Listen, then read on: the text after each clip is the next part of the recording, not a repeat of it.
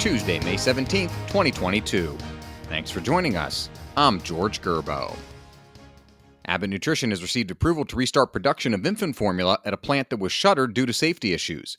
Susan Ferricchio reports the FDA shuttered the Sturgis, Michigan plant in February after 4 infants became sick and 2 died. The closure has led to a widespread shortage of some of the most popular and most specialized brands of infant formula across the country. Abbott issued a recall of their products, but denied their formula is responsible for those illnesses. The Department of Justice filed a complaint and a proposed consent decree that would allow the plant to reopen, but would require Abbott to take specific actions to ensure safety and compliance with FDA regulations. Abbott says it'll take 6 to 8 weeks after the plant restarts before new products begin arriving in stores. The White House said that the racially motivated mass shooting in Buffalo is another vivid reminder of the need to prevent hate-driven terrorism.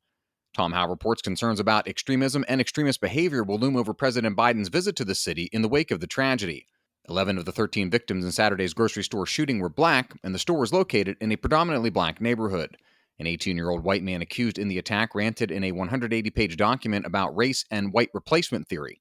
That theory claims that non-whites are infiltrating America to eliminate white people. Biden indicated in his initial statement on the Buffalo shooting that his response will focus on ideology and not just gun control efforts. A reminder that you can find all these stories at WashingtonTimes.com/front page. Also a reminder to find us on any major podcast platform. Just search Washington Times in your favorite podcast app. Sweden has formally announced that it will follow the lead of neighboring Finland and seek NATO membership. Although NATO officials said processing for Finland and Sweden to join the alliance could move quickly, Guy Taylor reports not all member nations have openly embraced the 2 Nordic countries, specifically Turkey, as we mentioned yesterday. All 30 current members of NATO must endorse the candidates before they can join. Neighboring Russia has repeatedly warned Sweden and Finland of unspecified repercussions should they pursue NATO membership. The 2 nations share more than an 800-mile border with Russia. Military supply lines in battle are more vulnerable than ever before, given the massive leaps in drone technology. Ben Wolfgang reports unmanned aircraft have forced armies around the world to re-examine priorities and invest heavily in technology to protect troops, vehicles, and equipment from drone strikes. Those technologies could help the U.S. and its Western allies avoid a fate similar to the one Russia has met in Ukraine.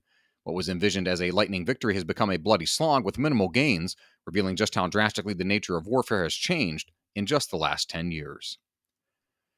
And finally, House Democrats are looking to reframe the conversation about the language used with abortion rights. The House Pro-Choice Caucus is encouraging its members to use decision instead of choice. The news was first reported by Politico. Valerie Richardson reports a problem with using choice is that it suggests women seeking to terminate pregnancies always have that option, when that may not be the case. Find all of today's front page stories at WashingtonTimes.com/front page or on the Washington Times app, and find us on any major podcast platform. Just search Washington Times in your favorite podcast app. You can also find us on Twitter and Instagram at Wash Times for breaking news, sports, commentary, and more. For the Washington Times, I'm George Gerbo.